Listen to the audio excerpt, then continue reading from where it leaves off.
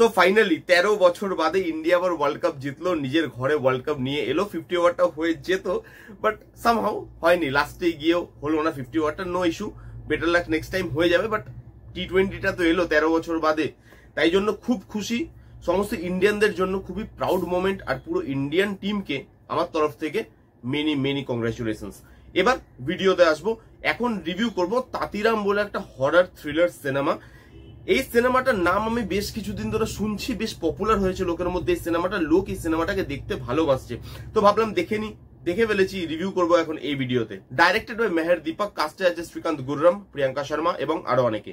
এবার যদি গল্প বলি, একটা পুরাণের গল্পের সাথে এই গল্পটার লিঙ্ক আছে। কি গল্প? অহল্যার গল্প। আমরা সবাই মোটামুটি জানি অহল্যার গল্প, যে মহর্ষি গৌতমের ওয়াইফ ছিলেন অহল্যা, এবং তিনি খুব সুন্দরী ছিলেন, প্রত্যেকে তাকে পাওয়ার জন্য আশা করত। কিন্তু ইন্দ্রদেব একটা ছল করে, এবং যখন একদিন মহর্ষি গৌতম স্নান করতে যায়, তার রূপ ধরে ইন্দ্রদেব আসে এবং তার সঙ্গে উল্টোপাল্টা করে। বাট বেরিয়ে যাওয়ার সময় মহর্ষি গৌতম ইন্দ্রদেবকে আর তাকে দেখে নেয়, এবং দেখে খুব রেগে যায়। জেনারেলি ইন্দ্রদেবকে শাপ দেয় এবং অহল্যাকেও শাপ দেয় যে তুমি এত সুন্দরী, সেই জন্য তোমার সাথে এইসব কিছু হয়েছে, তো তোমার সুন্দরতা যেটা আছে, সৌন্দর্য, সেটা নষ্ট হয়ে যাবে এবং তুমি পাথর হয়ে যাবে। তারপর আমরা সবাই জানি, তারপরে রামজি শ্রীরামচন্দ্রের যুগ আসে, সেখানে তিনি পা দিয়ে সেই পাথরটাকে ছোঁয় এবং তারপর অহল্যা মুক্তি পায় সেই সাপ থেকে। এই গল্পটার সঙ্গেই আজকের দিনের এই সিনেমার গল্পটার অনেকটা মিল আছে। কি মিল আছে, কি গল্প, সেটা আমি বলছি না, তাহলে দেখার মজাটা চলে যাবে। সেই সাসপেন্সটা আপনাদের মধ্যে থাক এবং আপনারা সিনেমাটা দেখুন। আমার কিন্তু সিনেমাটা বেশ ভালো লেগেছে।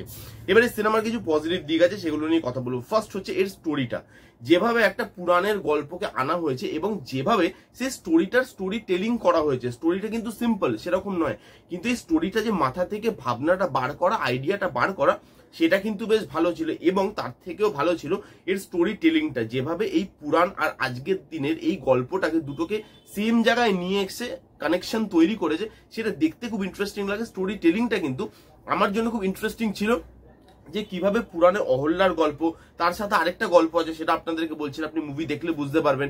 এই দুটো গল্প প্লাস এই আজকের দিনের সিনেমার এই গল্পটা, এই দুটো কিভাবে কানেকশন হয় এবং সবগুলো মিলে একটা প্রপার গল্প কিভাবে তৈরি হয়, এবং সেটা কিন্তু ভালো। স্ক্রিন প্লে রাইটিং কিন্তু যথেষ্ট ভালো।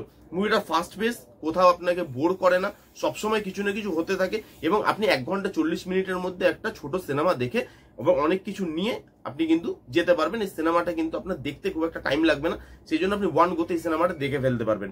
তার সঙ্গে সিনেমাতে পারফরমেন্সেস ভালো, আহামরি নয়, বাট সাবজেক্ট অনুযায়ী ঠিকঠাক। খুব যে ভালো তা নয়, আবার একদম যে খারাপ সেটাও নয়। আমার পারফরমেন্স ওকে লেগেছে, পারফরমেন্স ঠিকঠাক আছে। লুক অ্যান্ড ফিল ভালো, টেকনিক্যালিটি ভালো। 2-3টে ভিএফএক্স এর সিন আছে, এগুলো ভালো ডিজাইন করা। লাস্টের ভিএফএক্স এর সিনটা ছাড়া, ওই ভিএফএক্স এর সিনটা আমার ভালো লাগেনি। এছাড়া 1-2টো সিন আছে, বাদ বাকি পুরো সিনেমাতে সেই ভিএফএক্স এর ওয়ার্ক ভালো, সাউন্ড ডিজাইনের কাজ ভালো, লাইটিং এর কাজ ভালো। যেভাবে অন্ধকারে জিনিসগুলোকে শুট করা হয়েছে, জাস্ট একটা বাল্বের মাধ্যমে আলো দিচ্ছে, বা সূর্যের যে সানলাইট সেটারই আলো আসছে, সেই জিনিসগুলো দেখতে ন্যাচারাল লাগে, রিয়েল লাগে। যে জায়গাটা, গ্রামটাকে দেখানো হয়েছে, দেখতে ভালো লাগে, এবং জিনিসগুলো লুক অ্যান্ড ফিলটা প্রিমিয়াম লাগে দেখতে। আপনি একটা ভালো জিনিস দেখছেন, সেটা আপনি বুঝতে পারবেন। এই ছিল মোটামুটি পজিটিভ দিক।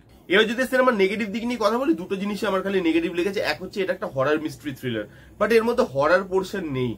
যেই সিনগুলো দেখে ভয় পাওয়ার কথা, সেই সিনগুলোতে কিন্তু আপনার ভয় লাগে না। আপনি গল্পটা দেখতে ইন্টারেস্টেড, কিভাবে যাচ্ছে গল্পটা, সেটা আপনাকে ইন্টারেস্ট ফিল করায়। কিন্তু এর মধ্যে যে হরর পোর্শন গুলো আছে, সেগুলো আপনাকে হরর পাওয়াতে পারে না, বা আপনাকে ভয় পাওয়াতে পারে না।